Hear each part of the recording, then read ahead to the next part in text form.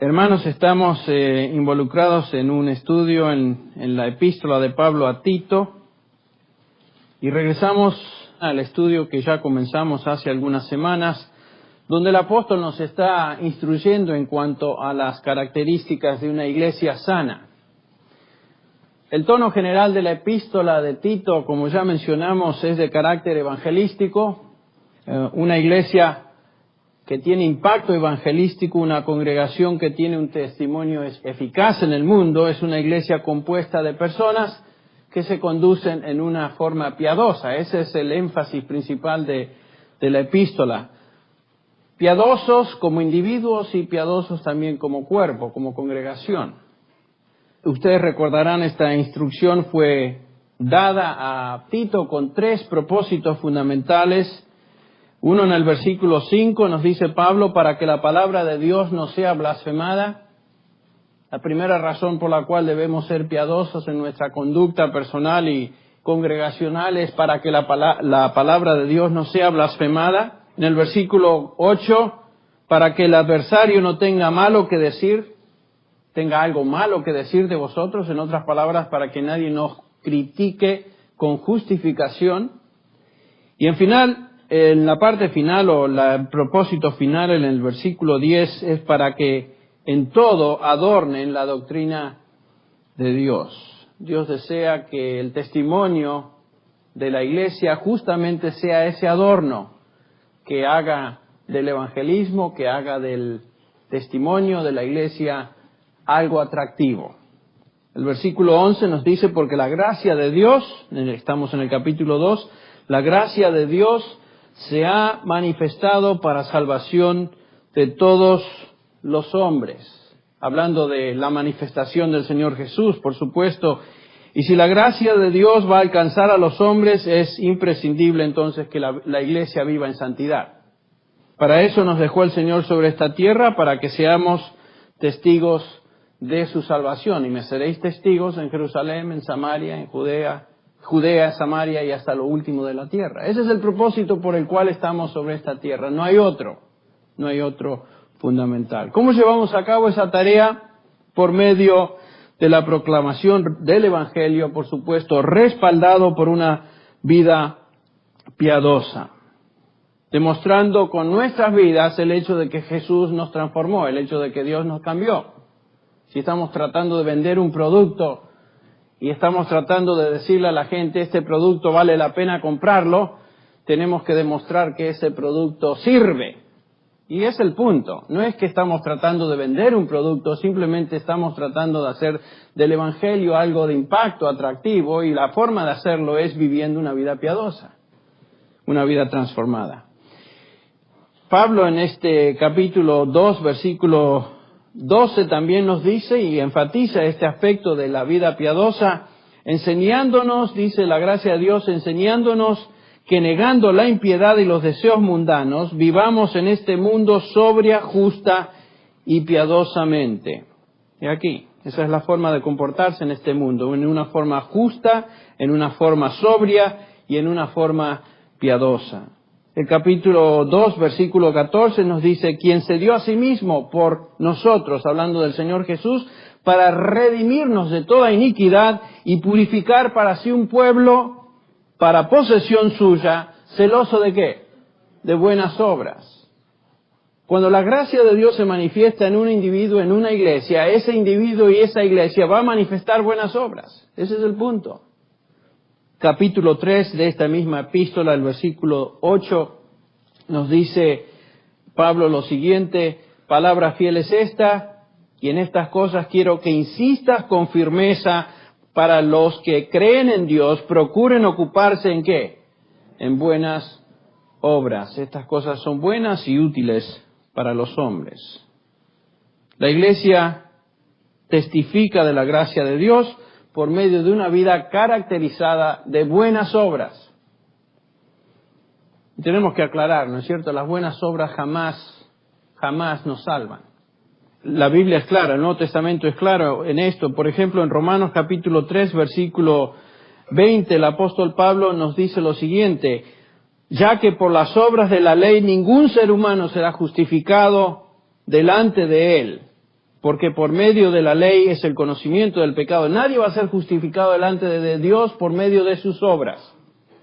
Eso es claro en la Escritura.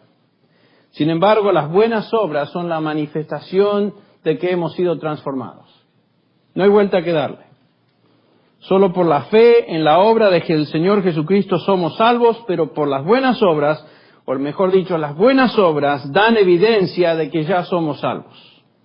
Y estas, según el apóstol Pablo, se convierten en el testimonio real y vivo de la gracia de Dios.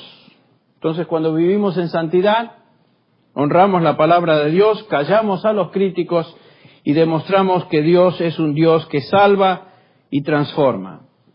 Esto hace que el Evangelio sea poderosamente eficaz. Entonces, el punto de esta epístola es que la manera en que vivimos en la iglesia tiene definitivamente implicaciones evangelísticas. El capítulo 1, el versículo 1 del capítulo 2 comienza Pablo diciéndole a Timoteo que es importante enseñar la doctrina sana, pero tú habla lo que está de acuerdo con la doctrina sana. Por supuesto, una vida sana, una vida piadosa siempre está acompañada, o mejor dicho, fundamentada en una doctrina sana. Una conducta sana como cristiano refleja una teología sana. Es muy importante esta relación. Sobre este cimiento doctrinal, entonces, cada individuo en la congregación debe comportarse en una manera apropiada. Doctrina sana manifiesta o da como resultado una conducta sana. Entonces, Pablo ahora se dirige a la iglesia. Han sido fundamentados en la doctrina, se han establecido líderes, ancianos en esa iglesia que tienen una doctrina sana, están enseñando la doctrina sana, ahora deben comportarse sanamente. Y el capítulo 2 entonces es una exposición de cómo esa conducta se debe manifestar en los diferentes grupos de la iglesia. Vimos ya el grupo de los ancianos, no de los ancianos líderes, sino de los ancianos de edad. Dijimos, los ancianos deben ser sobrios, serios, prudentes, sanos en la fe y en el amor y en la paciencia, dice Pablo. Ya hablamos de eso. Las ancianas, las mujeres de edad, deben ser reverentes en su porte, no calumniadoras o esclavas del vino, maestras del bien. Y ahora llegamos a la categoría de mujeres jóvenes, en el versículo 5. Versículo 5 del capítulo 2 dice que estas mujeres jóvenes deben ser enseñadas a ser prudentes, castas, cuidadosas de su casa, buenas, sujetas a sus maridos, para que la palabra de Dios no sea blasfemada. Y como dijimos en la última ocasión que tuvimos oportunidad de estar juntos y que hablamos de este pasaje, en nuestra cultura occidental, nuestra cultura en la cual vivimos hoy, a las mujeres jóvenes se les enseña a que amen a quien quieran, cuando quieran, a encargar a sus hijos al cuidado de otros, a no preocuparse en ser prudentes o castas. Se les anima a dar rienda suelta a sus pasiones, a sus deseos sensuales, que se preocupen en ellas mismas primero que compitan con los hombres en todo, que abandonen la idea de ser amas de casa, y cueste lo que cueste, por favor, que no se sujete a su marido. Algunos estarán pensando, qué exagerado. ¿Saben qué? Hice una pequeña tarea la semana pasada, cuando estaba esperando en la fila para pagar por los víveres que había comprado en el mercado, me puse a leer los títulos de todos los artículos de las revistas dedicadas a mujeres. Y si usted quiere evidenciar lo que acabo de decir, lea simplemente esos títulos. No se ponga a leer todo el artículo porque la verdad que no vale la pena. Pero el punto es que todo lo que acá decimos está evidenciado aún en las revistas que se dirigen a mujeres, particularmente mujeres jóvenes. La instrucción que aquí encontramos, sin embargo, en este capítulo es totalmente opuesto a lo que vemos que la sociedad está tratando de empujar y promover entre las mujeres jóvenes. Este es el diseño de Dios para las mujeres y es el diseño que cumplirá con el propósito para el cual fueron creadas. Pero por supuesto, estamos tan acostumbrados a lo que experimentamos, vivimos, observamos, leemos, que a veces la palabra de Dios nos golpea de una manera poquito fuerte, y es justamente el contraste que aquí notamos. Cuando la actitud contemporánea sobre la mujer entra, o mejor dicho, penetra en la iglesia, lo que resulta es que la palabra de Dios es blasfemada. ¿Saben por qué? Porque cualquier persona fuera de la iglesia puede leer estos versículos, por ejemplo, el versículo 5 que acabamos de leer, describiendo a las mujeres jóvenes según la Biblia, y la gente entiende lo que ahí dice. Y por supuesto es en contraste a lo que la sociedad promueve, y si la sociedad o el incrédulo no ve que los cristianos obedecen lo que Dios dice, ellos dicen, bueno, ven, no hay diferencia. Los cristianos van a la iglesia, escuchan sermones, leen su Biblia, pero no la creen. Entonces, ¿de qué vale? Viva la pepa, ¿no? Eso es justamente blasfemar la palabra de Dios, porque estamos dando municiones al enemigo para que nos critican y digan, si ustedes son igual que el resto. ¿Qué diferencia hay? Eso se constituye en una blasfemia a la palabra de Dios. Por eso el apóstol Pablo hace hincapié en esto. Entonces vemos que lo que está en juego aquí es ni más ni menos que la palabra de Dios, el honor de la Escritura y la gloria de Dios. Imagínense, nada más, solamente eso. Eso está en juego. Francamente existen dos opciones ante cualquier mandamiento de Dios: la obediencia a ese mandamiento que acarrea la bendición de Dios y la exaltación de su nombre, la exaltación de su palabra, o la desobediencia al mismo, lo cual acarrea, según este pasaje, blasfemia, risa, crítica, burla a la palabra de Dios, deshonra a su nombre. Jesús lo expresó de esta manera: si me amáis, guardad mis mandamientos. Lo digo otra vez. Jesús dijo, si me amáis, guardad mis mandamientos. La implicación obvia es que si no le amamos, lo vamos a evidenciar, ¿cómo? No guardando sus mandamientos. En Lucas capítulo 6, versículo 46, el Señor dice, ¿por qué me llamáis Señor, Señor, y no hacéis lo que digo?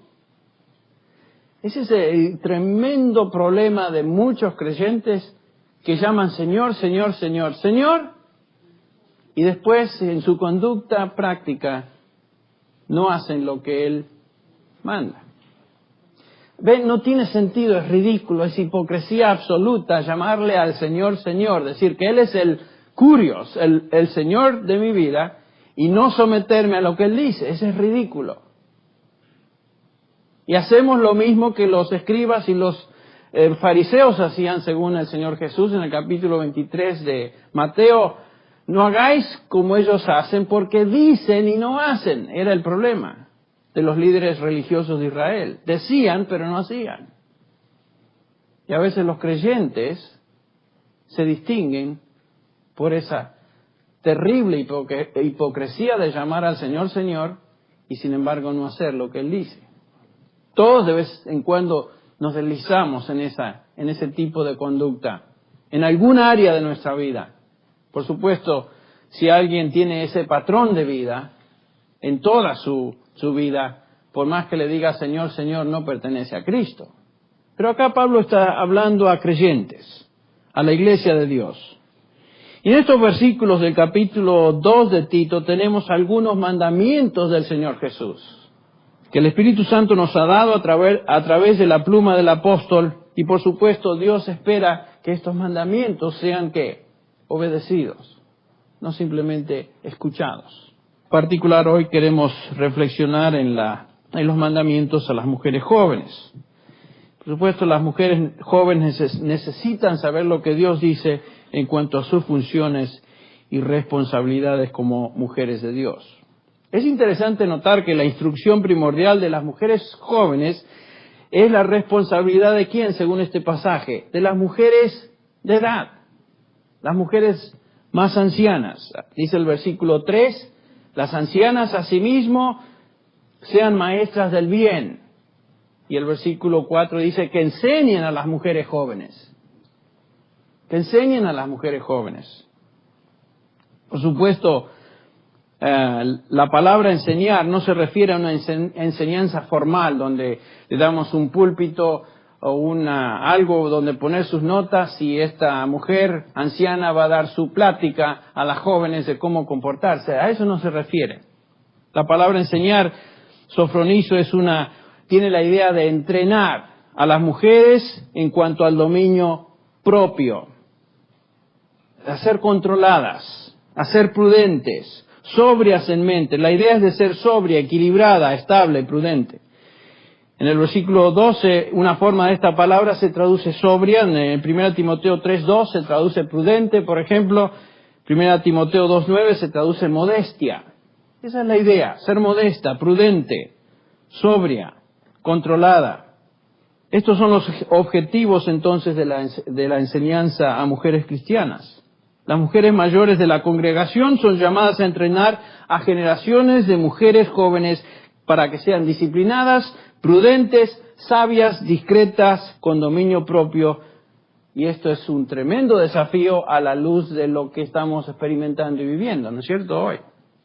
Tienen que solamente caminar por el mall y ver las mujeres jóvenes que por ahí caminan y ver si absolutamente no es lo opuesto a lo que acá se describe. No son castas, no son prudentes, no son sabias, son imprudentes, son todo lo opuesto a lo que aquí se enseña. Y la tarea de las mujeres ancianas entonces es enseñar a estas jóvenes a vivir una vida prudente, una vida controlada, una vida discreta. Por supuesto, en base a su testimonio personal y en base a la palabra de Dios. Ahora, ¿quiénes son las mujeres jóvenes? Cuando oímos la palabra mujer joven, tal vez tenemos inmediatamente una imagen que viene a la mente, pero ¿qué joven es tan joven? Para algunos de ustedes la respuesta a esta pregunta va a ser una sorpresa muy agradable. ¿Por qué digo esto? Porque en un sentido general la palabra joven que acá se usa, se aplicaba a una persona, a una dama, que todavía tenía la capacidad de tener hijos y criarlos. Entonces estamos hablando de un espectro bastante amplio. Jovencitas, por supuesto, hasta mujeres entre 45 y los 60 años. Imagínense. En otras palabras, mujeres que todavía podían tener hijos, aún en la primera mitad de sus años 40, y tenían que criar a sus hijos. Esas personas todavía se consideran jóvenes. Entonces, claro, algunas de ustedes ya se sienten más cómodas y alentadas por la exhortación. Entonces, ¿por qué decimos esto? Bueno, porque ese era el uso del término y además tenemos evidencias en 1 Timoteo, por ejemplo, cuando Pablo dice que las viudas que deberían ser incluidas en una lista especial de viudas que eran las servidoras de la iglesia, eran viudas que no podían ser menor de ¿qué? De 60 años. Fíjense en 1 Timoteo 5:9, Pablo dice lo siguiente a estas viudas: sea puesta en la lista solo la viuda no menor de 60 años. No menor de 60 años. En el versículo 10, que tenga buen testimonio, de buenas obras, si ha criado a hijos, ¿ven? Ya pasó la época de tenerlos y pasó la época de criarlos. Y por supuesto la implicación es que los ha criado en la obediencia y en los caminos del Señor. No simplemente que ha tenido hijos, esa no es la idea. Cualquier persona, mujer, puede tener hijos, la cosa es criarlos en los caminos del Señor, eso es muy distinto. Pero aquí habla de mujeres jóvenes que podían llegar hasta la segunda mitad de los 50 años. Entonces, si usted entra en esa categoría, esto también va dirigido a usted. Solo viudas de 60 años para arriba podían ser incluidas en esta lista especial de mujeres ancianas. A esta edad se daba por sentado entonces que ya no iban a tener más hijos, que ya no tenían la necesidad de casarse, física de casarse, y entonces estas mujeres tenían ahora la responsabilidad y la capacidad de dedicarse el resto de sus años en la iglesia para instruir a mujeres jóvenes. ¿Ven? El ministerio nunca se acaba, acá no hay retiro, no hay jubilación. En las filas del Señor no hay jubilación. Trabajamos para el Señor hasta que el Señor nos lleve a su presencia. Nadie se jubila aquí. Observen los requisitos de este grupo selecto de mujeres servidoras. Era esposa de un solo marido. Quiere decir que se había dedicado a un solo esposo. En otras palabras, no quiere decir que esta mujer posiblemente no había tenido más de un esposo. Algunas viudas quedaban viudas jóvenes y por supuesto se iban a casar de nuevo. El capítulo 5, versículo 14, Pablo dice, quiero que las viudas jóvenes se casen. En otras palabras, tenían que casarse. Esa era la expectativa del apóstol. El punto no es si se habían casado más de una vez, sino que eran conocidas como mujeres entregadas al hombre que era su marido y eran fieles a su esposo. A eso se refiere. Que tengan buen testimonio de buenas obras, dice el versículo 10. Entregadas a hacer el bien, han mostrado hospitalidad, han lavado los pies de los santos. Recuerden que esa era una costumbre muy común en esos días. En el correr del camino polvoriento venían, visitaban y claro, usaban sandalias y tenían que ser refrescados y eso es una práctica que era común en esos días. Han socorrido a los afligidos, han criado hijos, otra vez hijos piadosos. En otras palabras, estas eran mujeres que se habían dedicado a toda buena obra. Mujeres ancianas. Ahora, este tipo de mujer es la que debe ser maestra en la iglesia a mujeres jóvenes. ¿Qué es lo que va a enseñar? Bueno, el versículo 14 de 1 Timoteo 5 dice, quiero que las viudas se casen, que gobiernen su casa, que no den al adversario ninguna ocasión de maledicencia. En otras palabras, estas viudas tenían que casarse, tenían que tener hijos y en eso tenían que ser instruidas. Y es el mismo tipo de instrucción, ahora sí, volviendo a Tito, que tenemos en Tito capítulo 2, versículo 4. La instrucción es que las jóvenes amen a sus maridos y amen a sus hijos, que sean prudentes, puras, hacendosas, etc. Esa es la misma instrucción. Ahora quisiera ver los componentes particulares de esta instrucción en los minutos que nos quedan. Este es el entrenamiento. El primer punto que Pablo dice, que amen a sus maridos. Estamos acostumbrados por lo general a que, maridos, amad a vuestras mujeres. Pero qué interesante que aquí se da, la instrucción es también para el otro lado, ¿no? Dice, mujeres, amen a sus maridos. La palabra es una, en griego es filantros. O sea, amantes de sus esposos. A eso se refiere. Amantes en el sentido de amar, no de ser amantes en el término secular de la forma en que se usa, sino amadoras de sus esposos. Esta es la misma idea de 1 Timoteo 5, una mujer totalmente dedicada a ese esposo que el Señor le ha dado. Alguna mujer puede pensar, pero usted no conoce a mi marido, Tolopilo. Yo no lo puedo amar. Tal vez en un tiempo lo amaba, pero las que me hizo a través de los años, y francamente no lo puedo amar.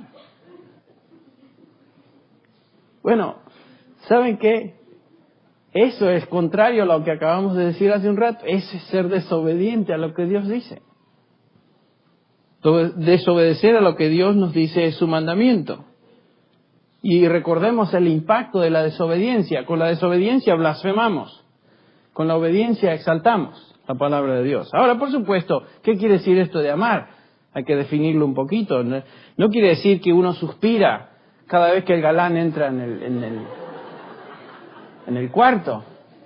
¡Ay! y se derrite la mujer. No, a eso no se refiere. No está diciendo Pablo, mujeres, enamórense de sus esposos. Todos sabemos que, en otras palabras, que esa época del enamoramiento pasa, se esfuma en una semana.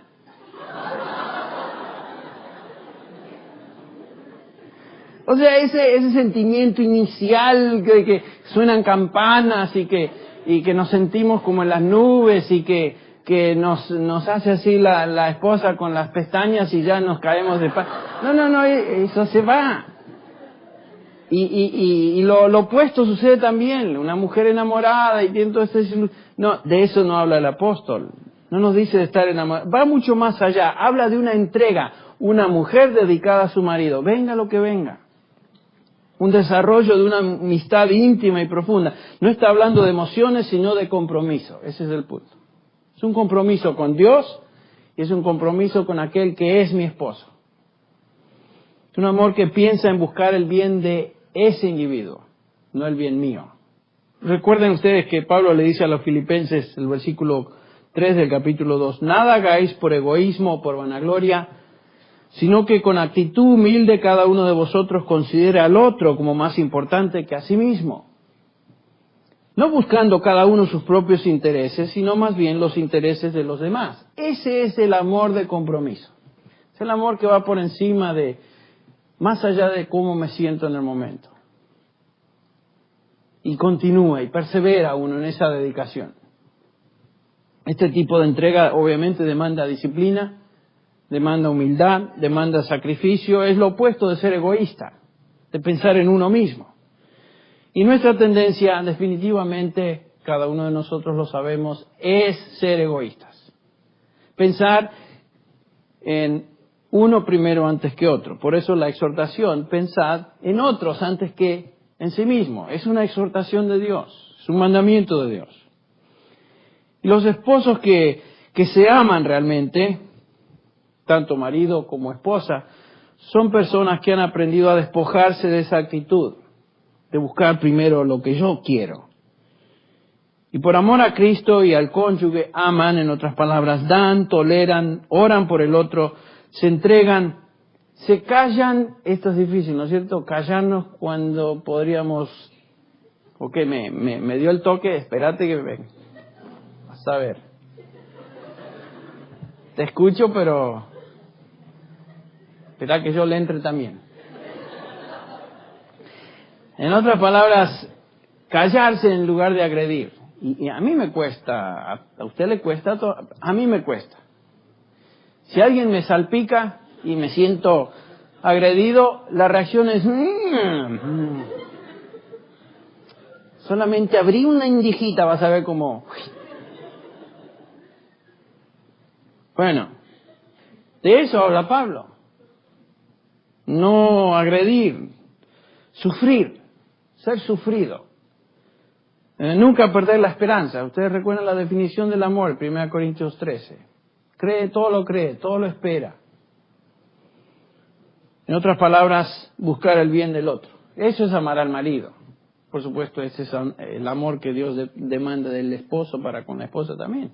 Pero en este caso, mujeres jóvenes, dice Pablo, sean enseñadas a amar a vuestros maridos. Difícil, ¿no? Y después dice que sean amantes de sus hijos también. Filotecnos, es una sola palabra. Que amen a sus hijos, o sean amantes, amadores de sus hijos. Esa es la vocación más alta de una mujer, criar hijos piadosos.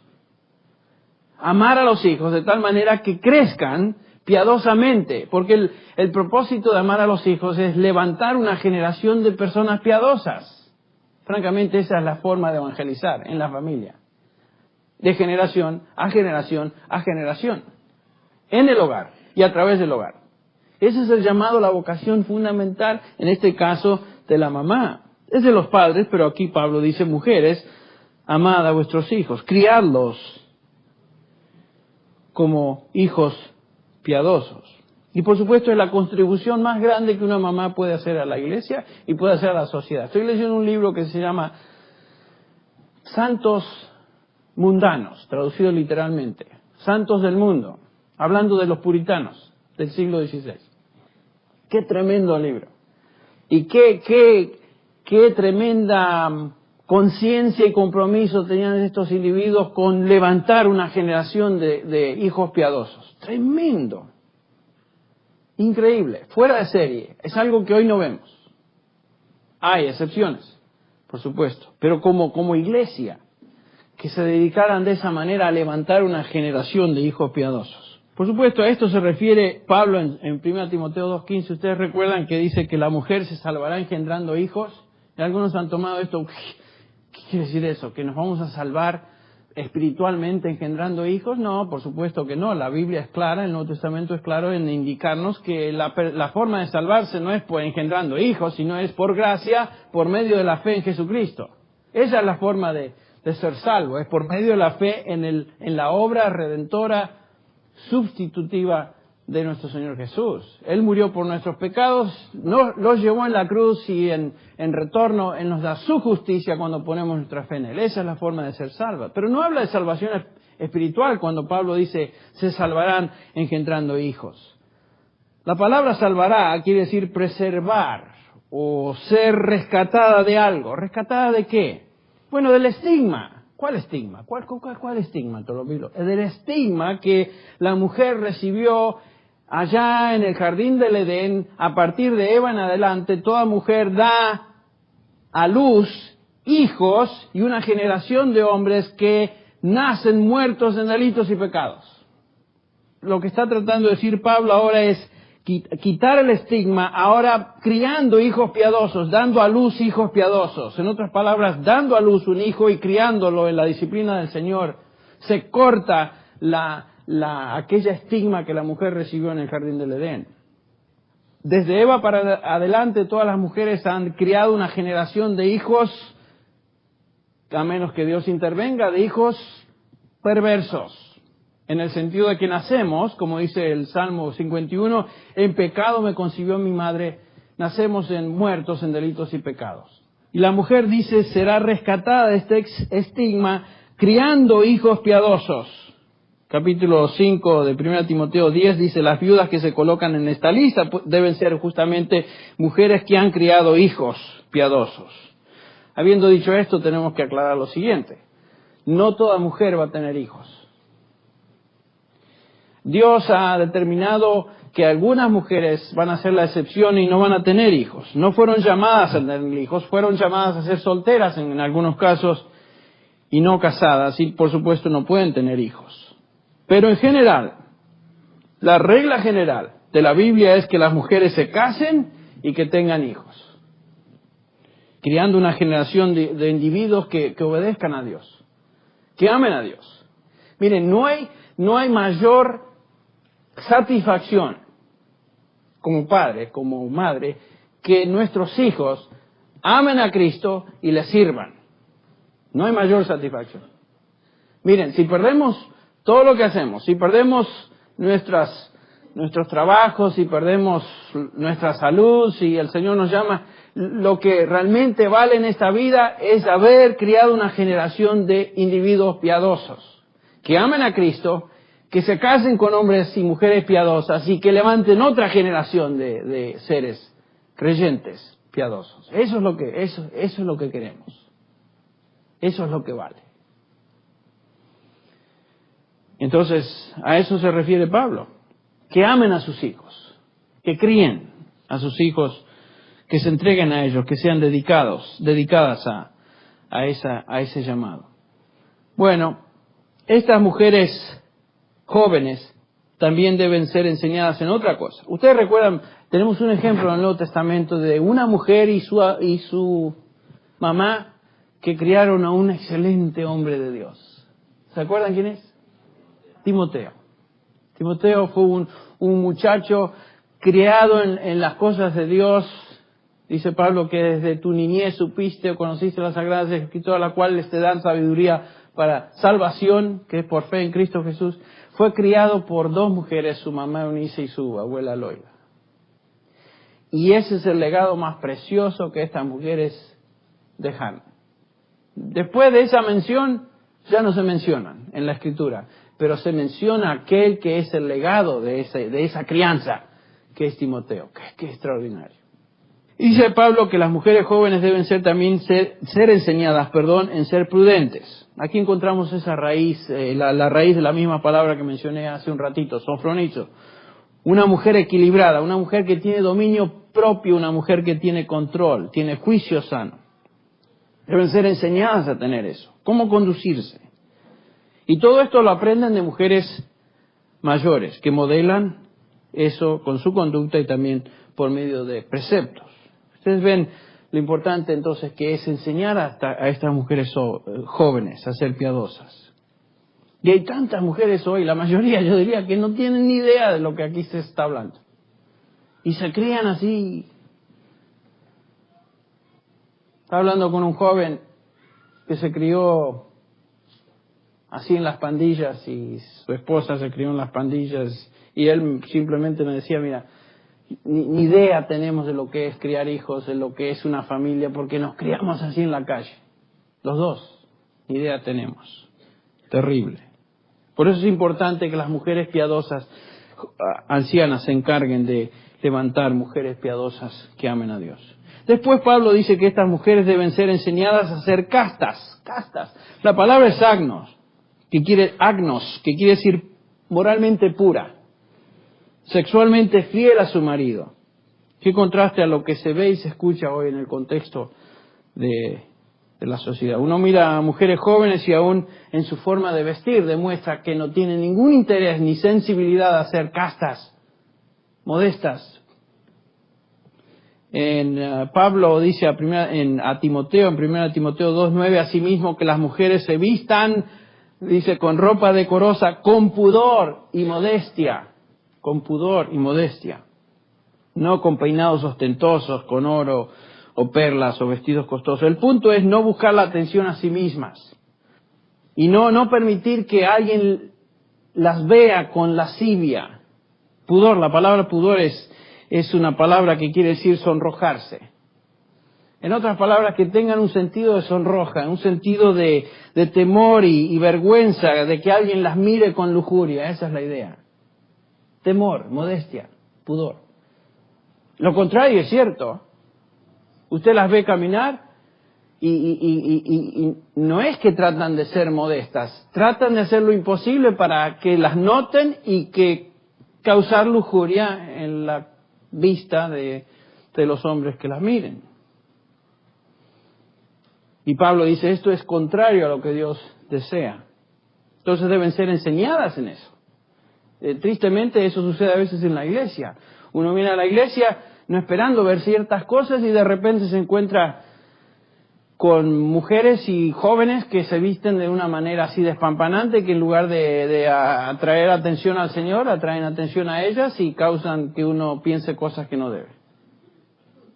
Francamente, uno a veces tiene que ponerse orejeras así como el caballo y caminar derecho porque no puede mirar a los costados.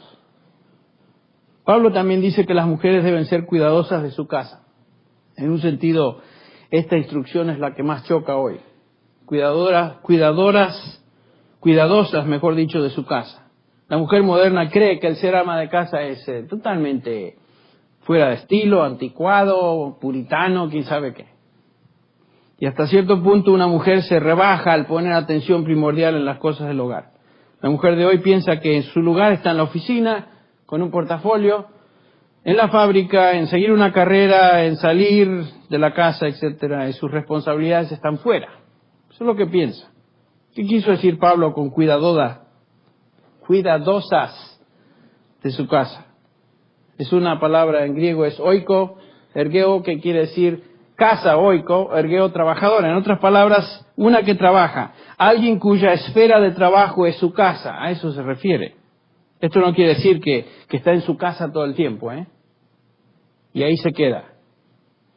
Porque si vamos al capítulo 31 de Proverbios, notamos que la mujer virtuosa de Proverbios es una que era muy emprendedora, salía de su casa, viajaba, se encargaba de supervisar lo que sucedía ahí, pero viajaba para comprar un terreno, nos dice ahí, compraba las cosas necesarias para los miembros de su familia, etcétera. El punto es alguien que debe encargarse de los quehaceres de la casa y de los hijos para criarlos. Particularmente está hablando de la época cuando está criando hijos pequeños. La crianza de los hijos no es responsabilidad de la escuela, la guardería o alguien más. Es responsabilidad particular, dice Pablo, de las mamás. Cuando los hijos crecen o una mujer no tiene hijos, existe cierta libertad en el uso del tiempo, por supuesto. Pero el cuidado principal de la casa es para que ésta sea el lugar donde una mujer puede demostrar hospitalidad, lavar los pies de los santos, preparar comidas, atender a los que visitaban, etcétera. Y el desempeño de toda buena obra en varios ministerios también a través de su casa. Y es muy importante tomar decisiones sabias con el tiempo fuera de la casa. Por ejemplo, sabemos que las mujeres que trabajan fuera de la casa y están bajo la supervisión de varones jefes en una oficina, por ejemplo, están expuestas a todo tipo de tentación y abuso que las mujeres que trabajan en casa no experimentan, simplemente.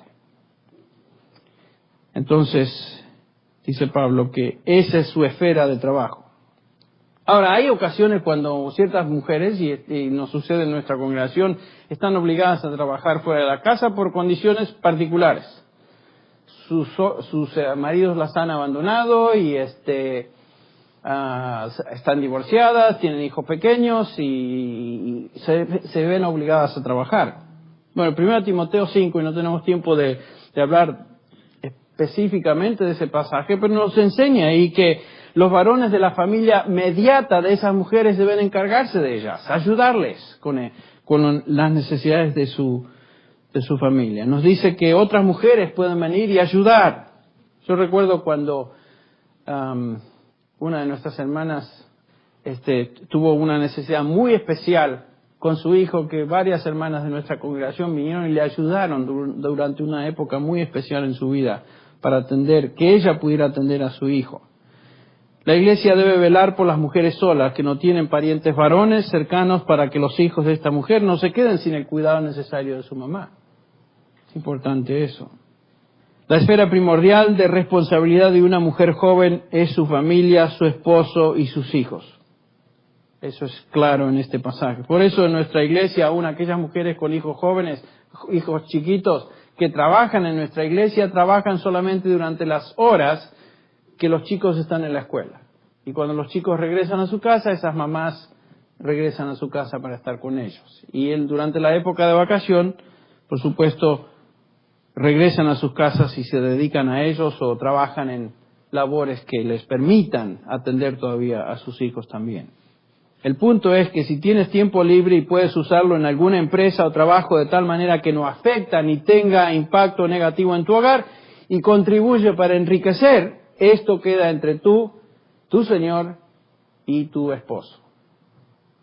El punto es que el hogar no se ve afectado, particularmente los hijos, a medida que estos crecen. Lo triste es, sin embargo, que el día de hoy se está enseñando que el ser ama de casa es algo ridículo. Esta Vivian Gornick, que es una de las líderes feministas de que mencionamos hace un par de semanas, dice que el ser ama de casa es una profesión ilegítima. Ella dice, es ilegítima. La pregunta es por qué es que estas feministas tienen tanto interés en hablar de esta manera y se oponen a la idea, rabiosamente se oponen a la idea de que las mujeres trabajen en su casa. ¿Saben por qué? No es que les importe mucho a ellas que si usted se queda en la casa o no se queda en la casa. Es que la filosofía feminista, como ya dijimos y vimos la última vez, no es una idea que se originó en un grupo de mujeres desencontradas, rebeldes, sin causa en la sociedad. No, la idea feminista es satánica, y de eso hablamos la vez pasada. Y Satanás, quien manipula a estas mujeres, se opone a lo que Dios ha diseñado y busca destruir las normas divinas. Por eso están tan empecinadas en atacar al hogar y atacar lo que Dios dice, esto es la norma. Porque están siendo inspiradas por aquel que odia a Dios. Se opone a la palabra de Dios, es anticristo, y por supuesto Satanás desea destruir el testimonio de la iglesia. Lo que hablamos hace un rato. Lo que Satanás busca es desacreditar la Biblia y hacer que la gente se burle de lo que Dios dice. Si él logra eso, logra lo que desea. Y cada vez que desobedecemos lo que Dios manda es justamente lo que ocurre. Tenemos que ver ese ataque por lo que es un ataque satánico a Dios y su verdad. Bueno, Pablo dice que en el versículo 5 también que estas mujeres deben ser buenas. Deben ser enseñadas a ser buenas. ¿Qué quiere decir buena? Bueno, gentil, tierna, misericordiosa. Y finalmente Pablo dice que estén sujetas a sus maridos. No al marido de otra, sino a sus maridos. No es que estén sujetas a maridos, sino a sus maridos. Una mujer que se expone a un ambiente dominado por hombres, fuera de su esposo, se expone a ciertos problemas y tentaciones particulares. Y por supuesto la mujer necesita la protección de su esposo y de su hogar, y es algo que Dios ha puesto ahí. Eva fue hecha ayuda idónea a su esposo Adán. ¿Todo esto para qué? ¿Por qué se enfatiza todo esto? Simplemente porque era un chauvinista Pablo y era muy macho y se le ocurrió decir estas cosas en un momento de impetuosidad celosa religiosa. No. Pablo está hablando por el Espíritu Santo y la razón que Pablo dice esto debe ser obedecido es justamente para que la palabra de Dios no sea blasfemada. Punto final. Punto final. Como ya dijimos, un incrédulo puede leer este texto, escuchar esta enseñanza y si los cristianos no obedecen, concluir, bueno, los cristianos no toman en serio la Biblia, todo lo que se predica es un chiste digno de una buena risa, pero nada más. Ser cristiano no es muy distinto entonces a lo que yo soy. Por más que me digan, hazte cristiano, no vale la pena, sigo como voy. Ni ellos lo creen. Eso es desacreditar y blasfemar la palabra de Dios.